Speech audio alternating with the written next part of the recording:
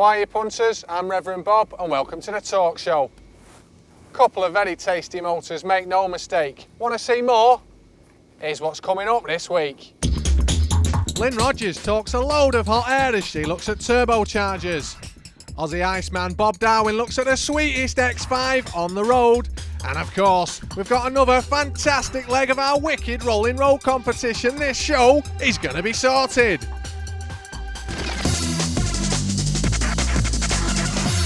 So, geezer number one with a very nice Audi S3. What's your name? John. What do you do for a living, John? Insurance broker. Lovely. And mate, what's your name? Jason. What do you do for a living, Jay? Lorry driver. And a nice sapphire Cosworth driver. Get your bonnets up, lads. Let's see what you've done under there. Don't spend all day on it.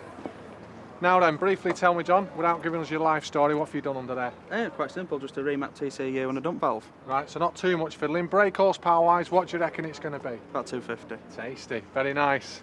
Jason, my friend, looks like you've been a little bit busier under here. What have you done to it? Just a stainless steel exhaust, performance air filter and a dump valve. Right, and again, brake horsepower figure, what do you think you'll be pulling? About 250, I hope. About 250. It's going to be good. 2 4-wheel drive motors, similar brake horsepower, 2 geezers, 1 rolling road. Let's have it! So, first up on the rollers, it's John's very tasty Audi S3. What do you think we're going to pull on this one? About 250. 250, that's what we're hoping for. Are you lot ready? Yay! Now, just before we ask Barry if he's ready, we've had a letter in, a woman complaining that we don't get to see enough of him. So, Barry, there's a big smile to the camera there. Are you ready now, kid? Ready to go. Fire it up, mate. Come on, 250 is what we're looking for. Here we go, he's winding it up. Let's hear you shout. Come on, let's get Barry to give me some stick. Come on!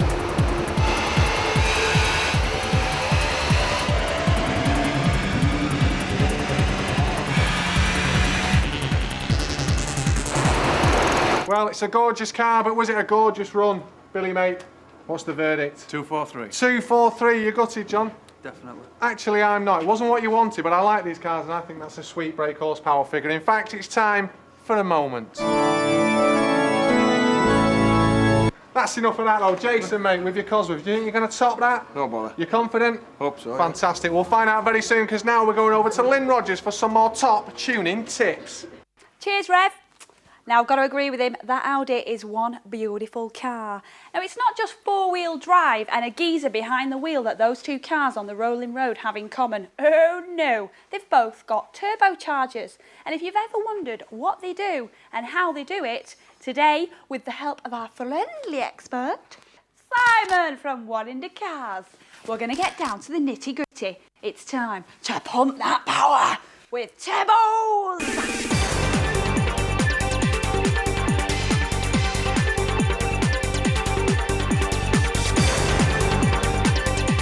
So that's a turbo, is it? It certainly is, Lynn. Wow, ooh yeah, Daddy. It looks a bit of a mind-bending object. How does it work? Well, to be honest, Lynn, it's not quite as complicated as you'd think. Here's how a turbo works. Hot air comes in here from your exhaust system, goes in, spins an exhaust wheel, which is connected to the front wheel. Exhaust gases go out down your exhaust system, the normal route. This wheel, which is spinning the front wheel, sucks cold air in, pressurizes that air and sends that out to your engine. The more pressure there is there, the more horsepower there is. Simple as that. Ah, it's starting to come clear now. Tell me more, Simon. Well, Lynn, why don't we go to the workshop and have a closer look? Let's go. So what have we got here then, Simon?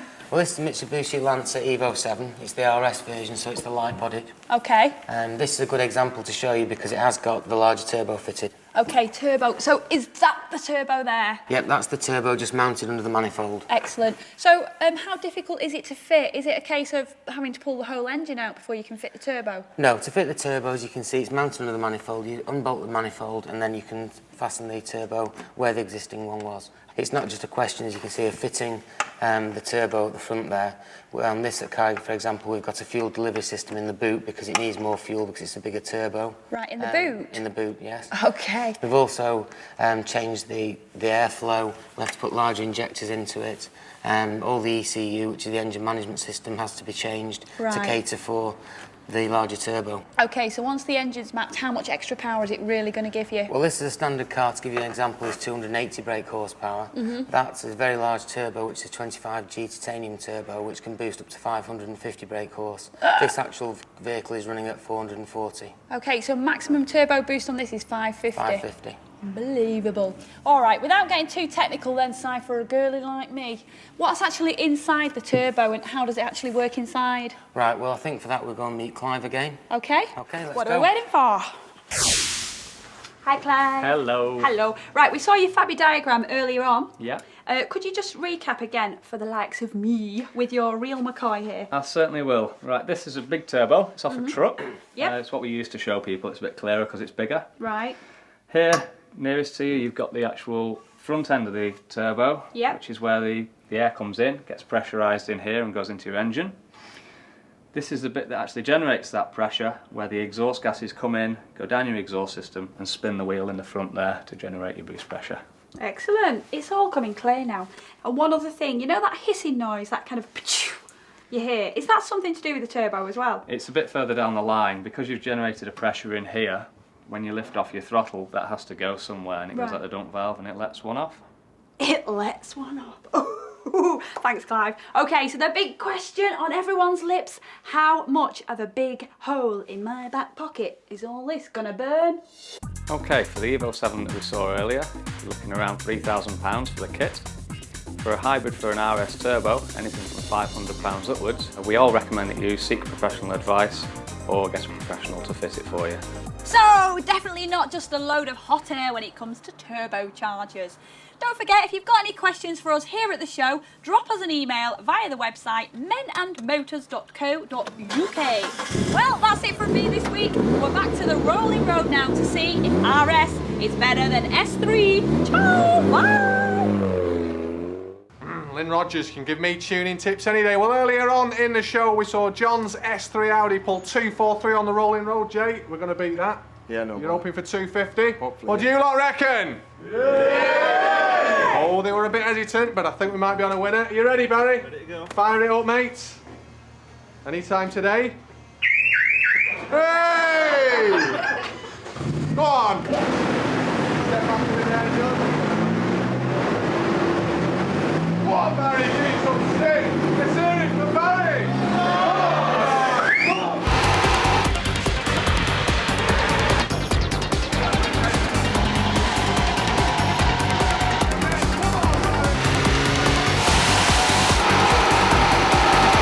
Well, that was a mental noise coming out of the cosy, but was it mental brake horsepower? We're looking for 250, Bill.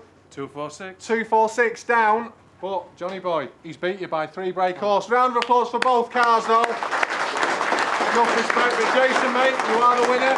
Let's see where you stand on the leaderboard.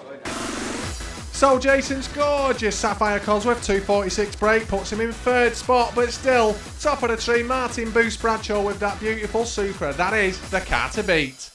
Well, that leaderboard is looking pretty tasty now, and I've got to say, 2 very tasty motors today, but John, 3 brake horsepower, not enough, mate. I've got to give you those. Jason, wicked car, wicked run. You get your Race X alloy air caps, very nice, and the trophy of cheese. Smell that, mate. You were so close, but no cigar. Well, she's gorgeous, she's from Liverpool, and she's a star actress, and she's on my show, Anne-Marie Davis. Hello again, congregation. I'm Anne-Marie Davis, and I've been told to come to Asda in Manchester to call the Rev and find out what today's challenge is. R-E-V-B-O-B.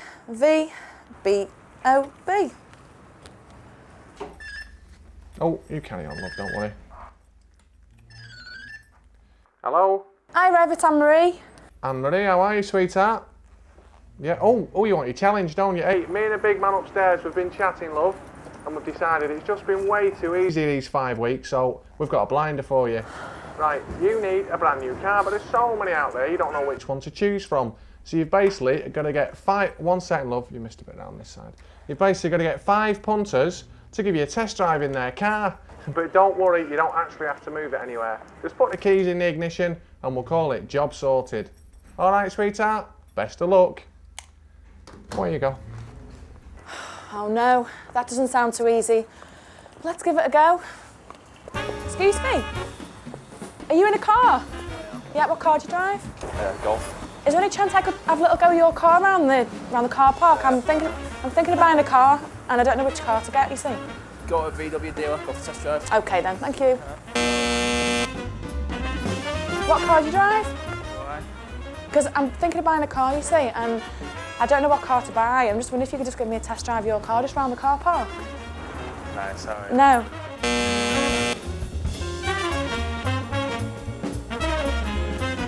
Excuse me, is that your car? I'm just thinking about buying a new car. I'm just wondering, is there any possibility you could let me just have a little test drive of your car around the car park? Well, it's not actually mine, it's my boss's, but I don't want to sell it now. No, not. I'm just thinking. I'm thinking of buying a new car. I don't want to buy yours, but I'd like to just test drive it. No. Okay then. Thanks anyway. Don't think I'm going to be able to do this, Rev.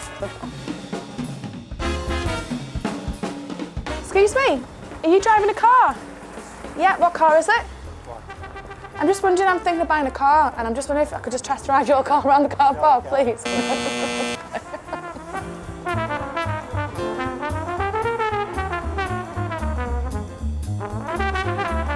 I'm just wondering, is there any possibility I could just test drive your car around the car park? Because I'm thinking of buying a new one. No. And I don't know which one. No, that's a definite no. Okay.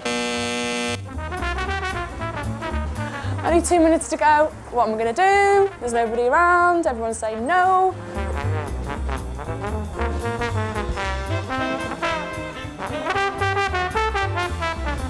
Excuse me. Excuse me, I'm really thinking of buying a new car. Is there any chance I could just test drive your car around the car park just for 2 minutes? No. Because I don't know what car to buy, you see. No. Okay. 1 more minute to go. I'm just not going to do this, am I?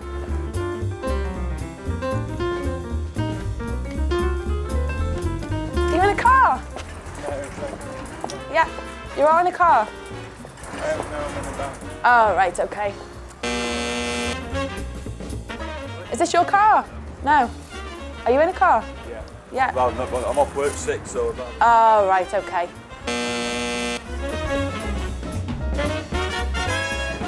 20 seconds to go. Excuse me. Can I test drive your car, please? Drive my car on the boot. Yeah. On the boot. I want to buy a new car. Can I test drive your car, please? Drive my car. Just around the car park. Let me... Just around the car. Quick, please.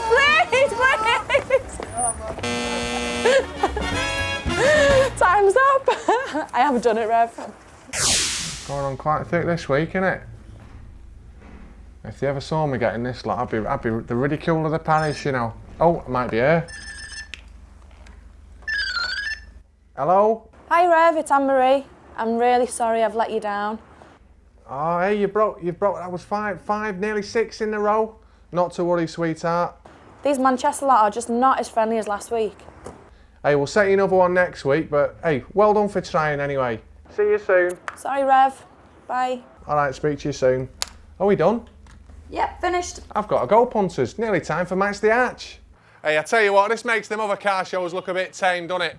But just before we go to a break and you see stuff you might want to buy, how's about a game of Match the Arch, which today is with the ultimate hatchback, the beautiful Escort Cosworth. You know the score, we're going to meet 3 punters. One of them owns the car. You've got to guess who it is. Let's meet punter number 1.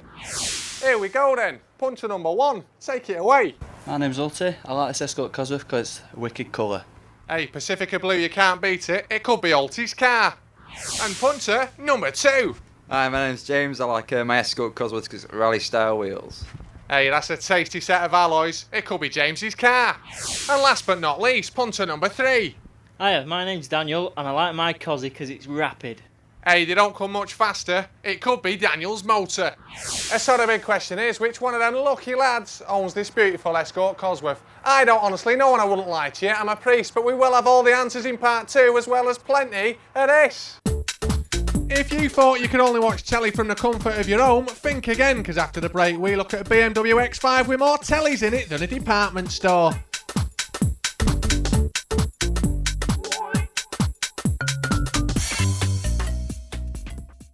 G'day all you muddy buds, I'm Bob Darwin, dangerous animal expert and in-car entertainment fanatic. Now you know when I'm around that the quality of the ice installs is going to stand out like a brown-eyed mullet, because on my team I've got big Mr. Phil. How are you? Very well. I'm sure you're as busy as a lizard drinking, so let's crack on. What are we going to be looking at this week? We're going to skip the ice and we're going to look at AV, which is audio-visual, multimedia within the cars. That covers PlayStation, video, DVD, game consoles. Wow. Pretty much start off with a basic screen. This will go in Baby, yeah, show that, guys. On the headrest. Right. Or the dash, a slightly bigger one here. Lovely. We'll show you this in a car later. Really? We've got them in the headrests here, we've got the video down there. Wow, what a job. Game consoles. Superb. So, once you've got your screen sorted out, if you want one in the front, you can either have the motorised ones, which will cover... this is the pop-out screen, This is beautiful. You see this, guys? Hides away. This will do navigation, it'll do your radio. You can have 2 picture sources. You have mini disc on it. So that'll basically run all the little auxiliary bits from the one unit? From the one unit. Superb. Going back to the rear passengers, you can have a screen in the roof. No way, so that folds down, it's like on the aircraft. That's it, fold away, fold down. Again, safe for the scally point of view, they can't see what's in there. Like it. Then we've got single players, which cover your DVD, and then you've got 10 disc changers, so you can have 10 films in the car, so endless. 10 DVDs in the car at once? Exactly. Wow, that's awesome. Pretty much endless what you can do. Right. Now we've got a car in the workshop if you want to come and have a look, and on the way I'm going to show you a screen and a sun visor. Superb, AV, you can't beat it. Wow, 10 inches. Wow, what a mean car, a beautiful BMW X5, but something tells me, Phil, when we get inside, it's going to get even more beautiful. Sure is. What have we got there, mate? It's a sun visor I was telling you about earlier with the screen in, so down. That's not actually that thick, is it? You get the screen in there. That's it, it's for your front passenger. Lovely, can we take a captain inside? Captain Cook, look. You're learning, mate. Come on, lovely. Right then, what glories have we got in here, mate? We've got the front screen, which will show your navigation, your DVD. They do sit really well in there, don't they? Lovely job. You've got your navigation. Yeah. Obviously back to the sunlight. That'll just tack away there for your passenger. And then in the back, we've got... Look there. Wow, what a beautiful job there. Are they easy to fit in there? They look hard. No, they're a bit hard, but we might show you that in another series. Lovely, like it. You've got headphones. Right, so for each of the passengers. Each of these can show a different picture. No way. So everybody can be doing something different. As long as the driver's driving, the other three can enjoy what they're doing without falling out, having a row. Right, and where's the actual drive unit? In the back. Let's take a look at that. I tell you what, mate, another nice install. Your handiwork, no doubt. Thank you. Right, show me these bits and pieces. Hidden away there. What have we got? CD changer. Right. Navigation. Yep. Your DVD player. All running off the front and the rear 2 screens? Yeah, all linked together. Superb. And if any of these parts go cactus, are they hard enough to change? Very easy. Yeah, cactus, by the way, that means if they break. Well, we've seen quite a bit of kit here. Now it's time to get the rundown with the prices and the parts. So for our TV Testic install, we've got the main screen, the navigation unit, DVD player and CD changer, rear screens, headphones, sun visor and the whole lot installed. Total cost, $7 grand. Beauty, mate. Wow, that X5 monster car. Monster install. Well, Phil and I are going to have to shoot through now, but we will be back next week. What are we going to look at, mate? Well, we've looked at the cheap, we've looked at the expensive. We're going to cover about a £4,000 system in a Polo with these following all this kind of gear here. I can't wait. Can you wait? Can't. Nah, we'll see you all next week, guys. Later. Ah, man, that was totally cool. But check this out. Okie dokie, punters, you'll no doubt be aware that we've been having a bit of a world tour here on the Torque Show. Well, next week we bring you the daddy of world tour reports from the daddy of car shows. Of course, it's got to be Doncaster. This year the show was better than ever, with the showground at Donny being literally crammed full of tasty motors. And as well as tasty motors, there were some very tasty ladies.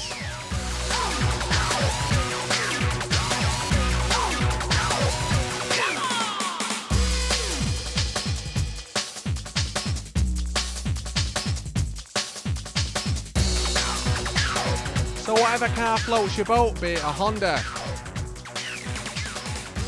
maybe you're a fan of the Fiat, or a tasty Mondeo, Doncaster literally had it all.